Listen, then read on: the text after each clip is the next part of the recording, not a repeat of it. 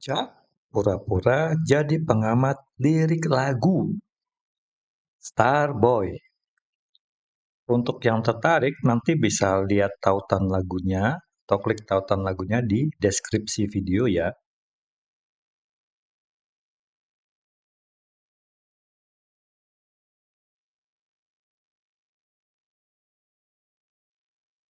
Lagu dibuka dengan lirik ini. I'm trying to put you in the worst mood.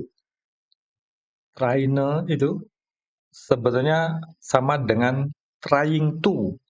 Jadi sama dengan kalau misalnya ada di kata bahasa Inggris tuh going to itu jadi gonna atau want to itu jadi wanna. Nah, itu sama. Ini artinya aku mencoba untuk menempatkanmu di suasana hati terburuk. Jadi ini lagunya tuh dia tujukan ke seseorang, ke banyak orang kali ya, ke banyak orang dan tujuannya tuh untuk menaruh di suasana hati, menurunkan suasana hatinya ke tempat terburuk. Be one cleaner than your church shoes. P1 lebih bersih dari sepatu gerejamu. Jadi di sini dia membicarakan tentang McLaren P1. Ini ada linknya di sini. Ini sebuah mobil mewah ya. Jadi di sini yang saya tangkap adalah dia merasa bahwa kemewahannya itu jauh lebih rawat daripada religiusitas dari orang yang dia apa yang ditujukan. Lagu ini ditujukan ke dia. Milli point two just to hurt you. Milli ini singkatan dari million atau 1 juta. Point two itu koma dua, 1 juta koma dua hanya untuk menyakitimu. Nah, di sini dia bicara tentang saya punya 1,2 karena ini lagunya lagu Inggris ya. Jadi saya punya 1,2 juta US dollar dan saya gampang ngabisin itu. Saya buang-buang uang segitu tuh nggak kerasa. Jadi di sini niatnya hanya untuk menyakitimu tuh karena orang yang sedang eh, diajak dialog ya oleh lagu ini itu tahu bahwa mendapatkan uang sebanyak itu tuh sulitnya bukan main. Jadi dengan dia memperlihatkan bagaimana dia dapat membuang uang itu dengan mudah, dia memang berniat untuk apa? Menyakiti hati. All red lamb just to tease you. Jadi semua daging domba merah hanya untuk menggodamu. Nah, di sini dia sedang memamerkan pesta ya. Jadi karena red lamb-nya tuh all, jadi ada banyak daging dombanya dan dipamerkan dipamerkan ke yang diajak dialog ini. Buat kamu red lamp ini pasti sesuatu yang mewah, jadi susah buat kamu dapat. Tapi buat aku gampang loh. Aku bikin pesta, terus ini ada banyak daging merahnya tuh gampang buat saya. Nah, ini adalah upaya untuk ngiming-ngiming sesuatu yang sulit untuk didapatkan. None of these toys on list two. Nggak ada satupun di antara mainan-mainan ini yang dia tuh disewa. Nah, ini kan berarti kan dia membandingkan dia memang mengajak bicara orang-orang yang eh, hidupnya tuh kepemilikannya biasanya dalam benda-benda sewaan dan ini pun dia kalau yang saya tangkap ya jadi these toys jadi mainan-mainan jadi dia bahkan eh, uangnya itu begitu berlebih itu sampai dia sudah bisa beli mainan. Mainan itu kan bukan sesuatu yang penting ya. Biasanya tuh kan kalau di apa di taraf kehidupan lebih rendah tuh kita menyewa tuh untuk menyewa rumah atau mungkin menyewa rumah paling yang pasti ya. Itu karena itu paling pokok dalam kehidupan. Nah, ini dia sudah bicara sampai ke mainan dan mainan itu saya juga nggak itu, saya juga nggak nyewa loh gitu. Jadi dia me- menghiperbolakan bagaimana jarak jarak kesejahteraannya. Made your whole year in a week too. Nah, ini menghasilkan 1 tahunmu dalam seminggu juga. Jadi di sini dia sedang bicara pendapatan. Jadi dia bandingkan bahwa kamu yang saya ajak bicara pendapatanmu selama 1 tahun itu aku bisa hasilkan dalam seminggu. Main bitch out of your league too. Ini wanita utama di luar jangkauanmu juga. Perhatikan bahwa dia ketika membicarakan wanita, dia pakai kata bukan woman ya, tapi pakai bitch. Ini kan sebenarnya termasuk apa? Kata yang kasar. Jadi sebetulnya yang dibicarakan di sini wanita, tapi wanita yang memang dia gunakan hanya buat mainan saja. Jadi bukan untuk dituju untuk pasangan hidup apa ya. Jadi buat senang-senang saja. Tapi wanita yang buat senang-senang yang paling utama itu dikatakan sama dia, kamu nggak akan itu di luar jangkauanmu. Apa jadi kamu itu nggak bakal dilirik sama wanita ini gitu. Side bitch out of your league tua. Nah, di sini dia tambah lebarkan lagi itunya, jaraknya. Bahkan dia juga punya wanita sampingan. Jadi selain wanita utama, dia juga wanita wanita mainan yang sampingan. Jadi jumlahnya tentu, tapi di sini dia pakai itu ya, nggak pakai jamak ya. Jadi di sini mungkin dia cuma punya satu. Ini yang saya tangkap ya, punya satu. Tapi itu juga bahkan wanita sampingan yang kualitas lebih rendah aja, kamu juga nggak mampu. Jadi itu lebih menekankan bagaimana kalau yang wanita utama tadi itu nggak bisa dijangkau sama orang yang dia bicara. Nah ini masuk ke first-nya yang berikutnya setelah F. Everyday, nah di sini apa ya? Terpaksa saya sensor, soalnya saya takutnya itu juga termasuk kalimat yang apa sensitif, jadi saya nggak yakin boleh nggak sih nah, saya menampilkan ini di video. Jadi nanti kalau yang pengen tahu bisa lihat langsung di videonya. Every day dan try to test me. Jadi setiap hari orang titik-titik mencoba untuk mengujiku. Jadi di sini dia tadi kan sudah bicara tentang kekayaannya. Ya, di sini dia ngomong ada yang tiap orang datang tuh buat nguji aku. Jadi ada kompetisi di situ.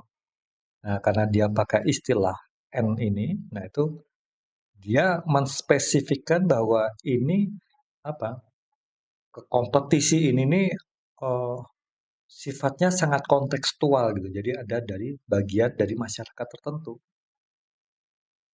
Every day try to end me. Setiap hari orang titik-titik mencoba untuk mengakhiriku. Jadi di sini mengakhiri bukan dalam kata membunuh ya. Jadi karena ada kompetisi itu, yang mau diakhiri itu karena dia ngerasa dia ada di itu, di puncaknya dan orang-orang tuh jadi ibarat kayak ada di puncak gunung tuh orang-orang di bawah itu pada rebutan gimana itu kita tumbangan tuh yang ada di atas itu gitu. Biar digantikan. Jadi mau menggantikan rajanya kayak gitu. Pull off in that roadster SV. Ini untuk menepi tapi di dalam mobil sport bak terbuka. Jadi SV Roadster itu kalau menurut Oxford Learner ini itu adalah a car with no roof and two seats. Jadi mobil yang dia tuh nggak ada atapnya dan cuma dua. Kalau cuma dua itu kan berarti kan bukan mobil keluarga ya, cuma dua kursi. Jadi dia memang lebih ke individualistik dan privilege, larinya ke situ. Di sini juga dia masih menceritakan tentang kemewahan dia. Jadi memamerkan saya punya ini loh, mobil sport vehicle lagi. Nah, SV itu sport vehicle itu kan berarti kan mobil mahal yang baknya terbuka. Pockets overweight, getting hefty. Jadi kantong ini bahkan dia kantong-kantong ini karena apa ya jamak ya. Jadi dia punya pundi-pundi itu sampai kelebihan beban itu berat banget saking banyaknya isinya hartanya dan getting hefty dan makin lama jadi ada proses getting itu kan apa present continuous kan jadi keisi terus tuh pundi-pundi padahal dia sudah kelebihan beban tapi masih keisi terus semakin besar gitu jadi mungkin mungkin sampai tumpah-tumpah gitu. Nah, itu untuk memamerkan lagi untuk kemewahan yang dia miliki. Aiming for the king, that's a far cry. Jadi datang untuk raja itu adalah sebuah perbedaan yang mencolok. Jadi far cry itu ibaratnya kayak ada seseorang yang teriak ke kamu tapi jaraknya jauh banget dan itu nyaris nggak kedengeran. Jadi itu untuk apa? Dia mencoba mengkomunikasikan bahwa orang-orang tadi yang mencoba untuk menumbangkan dia di posisi puncak itu kompetensi mereka tuh jauh jauh sekali di bawahnya. Jadi itu udah nggak mungkin terjadi. Jadi dia sangat pede sekali dengan posisi dia saat ini. I come alive in the fall time. Ini I-nya kayaknya masuk ke lirik selanjutnya sebenarnya.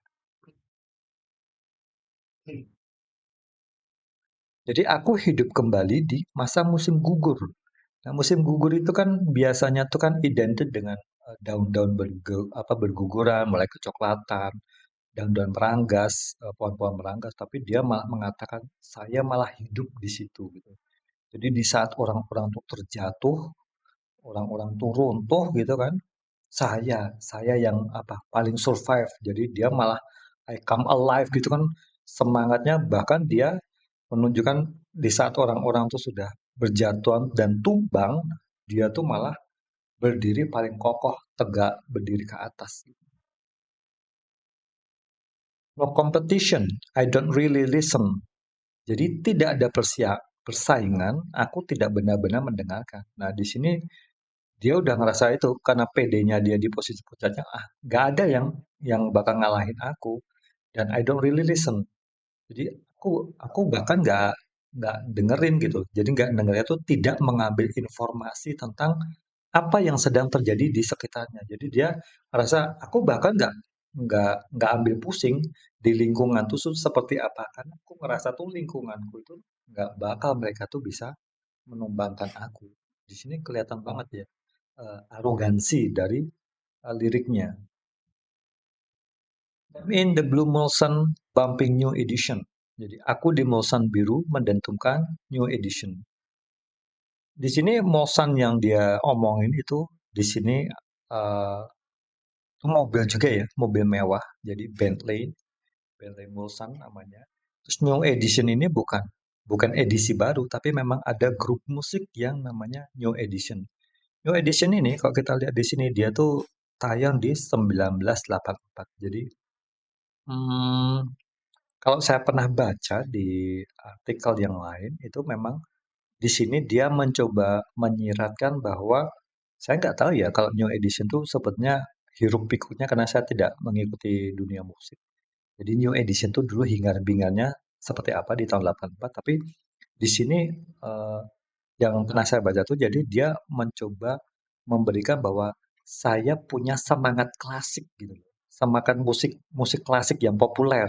Jadi musik klasik populer yang diwakilkan dengan New Edition ini dipadu-padankan dengan Bentley Mulsanne ini. Yang Bentley Mulsanne ini juga kalau tidak salah ya itu juga termasuk mobil klasik yang dinilai berharga. Nah, ini kita masuk ke refnya. House so empty, need a centerpiece. Rumah begitu kosong, butuh sesuatu yang penting.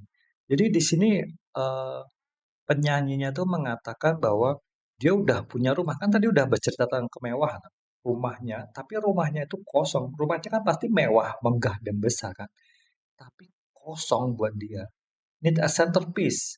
Jadi eh, apa apa pajangan centerpiece itu dia biasanya ditaruh di tengah untuk jadi pusat perhatian Kak gitu. Jadi butuh sesuatu nih saya taruh di tengah-tengah rumah ini untuk jadi pusat perhatian. Nah, dia bicara tentang sesuatu yang besar, jadi hidupnya yang besar itu, tapi kosong.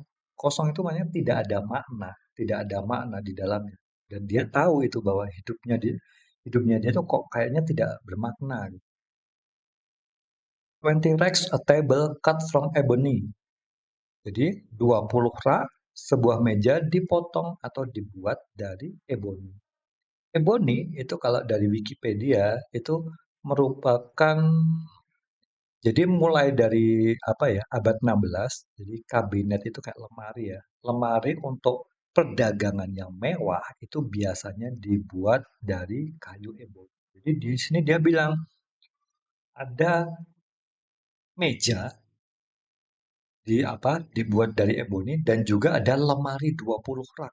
Lemari 20 rak kan kita bisa bayangkan kan betapa besarnya, tingginya, megahnya, yaitu kembali lagi. Jadi dia sedang mendemonstrasikan kemewahan yang dia miliki.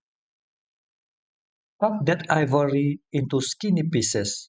Potong ivory ini berdasarkan kamus Oxford itu adalah substansi, jadi material keras berwarna putih yang seperti tulang yang membentuk gading dari eh, gajah atau eh, hewan-hewan yang lain. Nah, di sini kita kalau bisa artikan kan berarti kan potong bahan yang berwarna putih itu menjadi potongan yang tipis-tipis. Nah, kalimat selanjutnya, then she clean it with her face, man I love my babe. Lalu dia bersihkan itu dengan wajahnya. Bung, aku cinta sayang. Nah, di sini sesuatu yang sudah dipotong tipis-tipis itu akhirnya dibersihkan dengan wajah, disapu dengan wajah. Nah, di sini kalau memang apa? Kalau lihat kita konteksnya itu kemungkinan besar memang dia itu berhubungan dengan itu, dengan nafsa. Jadi penggunaan nafsa. Nah, terus di sini dia juga menggunakan man I love my babe gitu. Jadi babe itu kan menurut kamus Oxford itu biasanya kata yang digunakan untuk memanggil eh, perempuan muda ataukah hmm, istrimu ataukah suami atau pasangan. Biasanya sih untuk mengekspresikan cinta, tapi bisa dianggap ofensif kalau digunakan oleh seorang laki-laki ke seorang perempuan yang dia tidak tahu. Nah, kemungkinan besar dalam konteks kalimat ini dia memang menggunakan di bagian bawah ini. Jadi dia memanggil wanita yang bahkan dia tidak tahu. Jadi di sini dia menggambarkan apa pesta nafsa gitu ya dengan seorang wanita yang dia bahkan nggak tahu namanya itu siapa. You're talking money, need a hearing aid. Kamu bicara uang, butuh alat bantu pendengaran.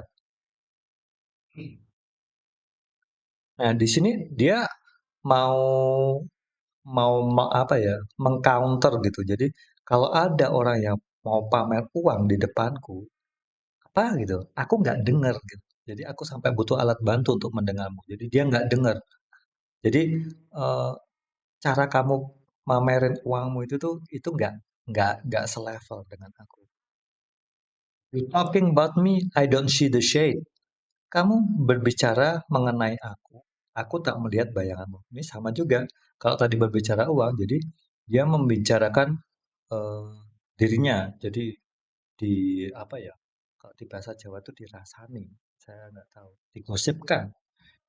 Tapi aku nggak melihat bayangmu gitu. Jadi ah orang-orang yang berbicara negatif tentang kamu tuh mereka tuh tidak tidak signifikan gitu loh. Dianggap mereka itu nggak ada gitu. Bahkan kan nggak kelihatan bayangan. Switch up my style. I take any lane.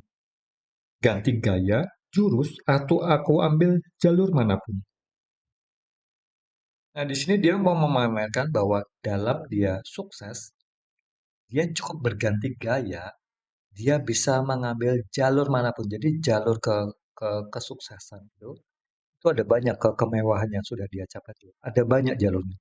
Nah, di sini dia sedang memamerkan bahwa aku aku misalnya stuck atau nggak bisa jalan di jalur ini, aku ganti gaya, ngambil jalur manapun yang lain lah, alternatif yang lain tersedia, gampang aja. Jadi buat dia tuh, dia sedang mendemonstrasikan aku itu, aku itu kayak itu loh, gampang sekali untuk meraih kesuksesan. I switch my cup, I kill any pain. Nah, ganti cangkir, ku bunuh rasa sakit manapun. Jadi di sini dia juga bercerita bahwa dalam perjalanan dia untuk mencapai kesuksesan itu ada rasa sakit di situ. Apa bukan penderitaan ya, Pak. Penderitaan kan suffering. Jadi ini rasa sakit. Saya belum mengerti sih metaforanya kalau sakitnya kan harusnya sakitnya kan lebih ke mental kan. Tapi pain ini saya belum mengerti. Tapi di sini dia berkata ya dalam perjalanan ke sana itu ada rasa sakitnya kesuksesan itu tapi buat dia gampang aja. Mau rasa sakit model apa aja, udah aku tinggal ganti cangkir. Maksudnya dengan kemewahan dia, dia tinggal beli minuman memabukkan yang kayak apa aja, udah selesai itu masalah. Look what you've done. Nah, ini yang menarik nih di refnya. Look what you've done. Lihat apa yang kau perbuat. Jadi di sini menyiratkan bahwa kemewahan yang dia tampilkan itu, arogansi yang dia beberkan sedemikian rupa, itu akibat orang lain dan dia menyalahkan menyalahkan itu, menyalahkan orang-orang yang membuat dia menjadi seperti itu. I'm a mother F star boy. Aku jadi kalau F ini kan memang kalau di bahasa Inggris tuh F ini kan biasanya untuk menunjukkan penekanan ya, emphasizing. Ini ditambah mother itu saya rasa juga hampir sama dia mungkin cuma untuk rima aja tapi dia menekankan bahwa saya benar-benar loh, benar-benar seorang star boy. Star boy itu kalau menurut kamus Oxford itu adalah anak kecil ya, remaja kali ya, remaja yang melakukan tugas tertentu, misalnya kayak deliver boy. Nah, di sini star boy, jadi dia melakukan tugas sebagai sebagai bintang, jadi puncak popularitas. Dan dia benar-benar pandai, makanya benar-benar pandainya tuh dia tekankan dengan kata mother F. Karena dia tuh masih muda, tapi dia benar-benar pandai untuk menjadi bintang tuh dia benar-benar pandai. Nah ini terus saya nggak tahu nih namanya bagian di lagu apa ya. Habis verse, habis itu chorus. Nah ada satu lagi tuh yang biasa ngisi. Nah, saya nggak tahu namanya. Let a end break. Nah itu artinya biarkan orang titik-titik itu menyombongkan diri. Cih. Jadi kalau ada ada kelompok masyarakat yang dia di mana jadi bagian darinya ya, itu nyombongan diri terus ya dianggap itu angin lalu saja gitu. Oh, apa ya? Jadi kalau di sini bahkan ini dia N-nya ini malah mengacu ke diri sendiri sepertinya. Soalnya nanti di kalimat-kalimat selanjutnya memang dia kelihatannya lagi itu, lagi menyombongkan diri. Legend of the Fall, the year like a bandit. Jadi legenda musim gugur mengambil tahun seperti bandit. Di sini dia ngomong legenda musim gugur mengacu ke lirik sebelumnya, di mana ketika musim gugur, ketika yang lainnya itu tumbang, dia tuh malah berdiri paling kokoh. Dan mengambil tahun seperti bandit itu, ibaratnya bandit itu kan kalau di kamus Oxford itu kan berarti kan anggota dari pencuri, grup pencuri yang biasanya bersenjata, yang biasanya menyerang para traveler, jadi para penjelajah.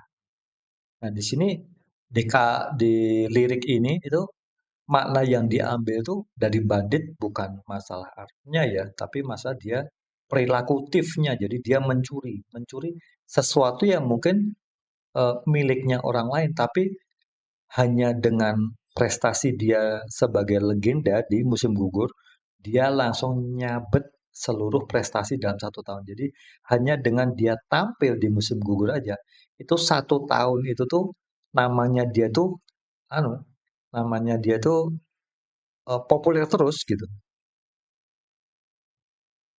Got a mama a crib and a brand new wagon. Jadi membelikan ibu palungan dan kendaraan baru. Jadi crib itu palungan menurut Oxford. Jadi dia tuh kayak kayu yang panjang loh buat kasih makan kuda sama sapi. Jadi dengan dia ngomong dia membelikan ibunya crib, berarti dia juga membelikan sapi sama kudanya and a brand new wagon dan mobil kendaraan yang baru.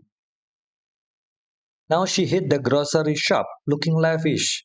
Sekarang dia mendatangi toko grosir terlihat mewah. Nah, sekarang karena dia bilang sekarang ibunya bisa tampil mewah, ini kalau kita bisa tarik kesimpulan ke belakang, dulunya ibunya tidak mewah. Jadi dia lahir di keluarga yang tidak mewah dan mungkin kalau kita hubungkan lagi di ref tadi, look what you've done. Jadi dia ketika tidak mewah itu dia kemungkinan dihina habis-habisan. Jadi dia masih ada rasa dendam dan tidak terima di situ karena dia merasa direndahkan. Star Trek tuh in that rate of Khan. Jadi atap Star Trek di Khan dari rate. Nah, di sini ini kalau yang saya baca itu dia memang membuat pun ya, jadi permainan kata. Karena sebetulnya ada film Star Trek 2 yang judulnya The Wrath of Khan. Jadi kemarahan dari Khan. Tapi di sini diplesetkan dia dari Wrath jadi Wraith. Wraith itu sendiri adalah mobil itu, mobil mewah juga miliknya Rolls Royce. Nah, di sini sayangnya saya juga nggak ada foto atapnya ya. Jadi Eee, saya kurang yakin gitu. Jadi atap Star Trek itu, apakah itu menandakan kemewahan? Emang atap atap mobil Star Trek itu seperti apa? Nah itu, tidak terbayang untuk saya. Tapi di Khan dari Wraith, Khan itu kan biasanya kayak, Genghis Khan itu kan penguasa. Jadi penguasa dari Wraith. Jadi kan dia menunjukkan bahwa dia dari raja, raja dari kemewahan. Jadi Wraith ini kan simbol kemewahan. Girls get loose when they hear the song. Jadi get loose itu para loose itu sebetulnya itu lepas ya. Tapi ketika kita katakan get loose itu lepas dari kekangan. Jadi awalnya tuh para gadis-gadis ini nih itu tuh dalam kondisi terkontrol. Tapi ketika get loose itu berarti dia sudah tidak terkontrol lagi. Nah di sini eh, makna yang paling tepat tuh sebetulnya para gadis ini udah berteriak histeris ketika mereka mendengar dari lagu ini. 100 on the dash, get me close to God. Jadi angka 100 di dashboard, dekatkan aku ke Tuhan. Nah, di sini eh, dia menceritakan tentang adrenalin dia pas lagi memacu kendaraan di 100 apa mph ya. Kalau apa di mobil-mobil mewah tuh saya nggak tahu. Kayaknya mph atau kilometer per hour kan. Harusnya mph sih. Kalau kilometer per hour kan kayaknya untuk acuan sports car kayaknya masih terlalu kecil. Nah, kondisi adrenalin yang memacu kecepatan, ini dekatkan aku ke Tuhan. Jadi ketika dia adrenalin itu, dia merasa, nah di dalam kemewahan dia tuh berpacu, memacu adrenalin itu, dia merasa kayak itu sebanding dengan perasaan dekat dengan ilahi, dekat dengan religiusitas yang apalah transendental kayak gitu. We don't pray for love, we just pray for cars. Jadi kita tidak berdoa untuk cinta. Jadi doanya kan sebenarnya harapan orang ya. Jadi kita tidak berharap untuk cinta, kita hanya berharap untuk mobil-mobil. Nah di sini liriknya sudah eh, menceritakan bahwa dia sudah putus koneksi terhadap sesama manusia karena dia sudah nggak tidak mengharapkan cinta lagi. Jadi dia mengalihkan kekosongannya dia. Jadi kekosongan koneksi sosialnya itu dia alihkan dengan diisi oleh barang-barang mewah ini. Nah, ini jadi kehampaan koneksi manusia yang akhirnya dikop ya, jadi ditangani dengan pemenuhan kebutuhan, pemenuhan dari benda-benda yang fisik, materialistik. Jadi itu dari lagu ini kesimpulan dan pesan moral yang bisa kita cari adalah ini adalah lagu yang bercerita tentang seorang yang dulunya hina lalu menjadi populer, tapi dia dengan menjadi populer itu dia akhirnya menjadi orang yang berbeda karena dia akhirnya mengorbankan koneksi sosialnya, koneksi horizontalnya, dan koneksi transendentalnya yaitu koneksinya dengan Tuhan dan mengganti koneksi itu dengan koneksinya terhadap benda-benda mati yang mewah ini. Pelajaran yang kita bisa ambil adalah ya apa? Seberapapun kamu benci ya dengan misalnya dengan masa kecilmu, eh, tidak perlu kamu membalasnya sampai seperti itu karena kemungkinan orang-orang yang menyakitimu pas masih kecil itu mereka bahkan sudah lupa terhadap apa yang apa mereka katakan padamu dulu yang menyakitkan kamu. Jadi kalaupun kamu balas gitu, entahlah. Saya pribadi tidak yakin apakah itu menimbulkan impact buat mereka. Dan kedua, ini kan dia kan mengorbankan itu ya koneksi koneksi manusianya, sosialnya dan transendentalnya. Wah ini kalau saya melihatnya bahaya sekali gitu. Dia memang melakukan ini di popularitas, tapi kan lagu ini kan cuman memotret memotret berapa persen sih dari perjalanan hidupnya mungkin ketika dia puncak-puncaknya ketika dia remaja dan bisnis entertainment itu yang berkaitan dengan popularitas itu kejam sekali dan seseorang nggak mungkin bertahan di situ terus. Nah, di situ bahayanya dan nanti ketika dia nanti jatuh, ketika roda roda alam semesta sudah berputar lagi dan ketika dia sudah apa di bawah, wah dia dia nanti akan ngerasa lebih sakit lagi, bahkan mungkin lebih sakit daripada zaman dia ketika dihina dulu pas di masa kecilnya. Jadi kalau akhirnya kamu merasa terhina terus akhirnya kamu sukses, apa anggap saja itu kayak sesuatu yang biasa saja, nggak perlu kamu pamer-pamerkan ke orang seakan-akan kamu mencoba membuktikan, oh apa apa sih yang kamu dapat dari pembuktian itu? Kan secara finansial juga buruk juga kan. Kamu beli SV banyak-banyak kayak gitu, makan biaya perawatan, mendingan kamu pakai buat investasi atau kalau tadi nyenengin ibu, nyenengin orang tua juga nggak perlu dengan mewah-mewah gitu. Nanti kalau udah kamu kasih mewah-mewah gitu, terus kamu lupa jadi anak kan juga kan. Ya, kadang-kadang kan apa di selebritis juga ada kasus-kasus di mana anaknya tuh sudah jadi mewah, terus orang tuanya diberikan barang-barang mewah, akhirnya gimana? Akhirnya keluarganya jadi cerai karena tiba-tiba nilai kasih sayang di dalam keluarga tuh jadi rusak karena dimasukin uang dalam jumlah yang tidak bisa mereka kontrol gitu. Mereka mereka maksudnya belum sanggup menerima tanggung jawab dapat. Oke, gitu aja dari saya Picak hari ini. Nah, nanti kamu bisa dengar apa klik lagunya di kolom deskripsi. Coba saja dengar, lagunya bagus kok. Terima kasih.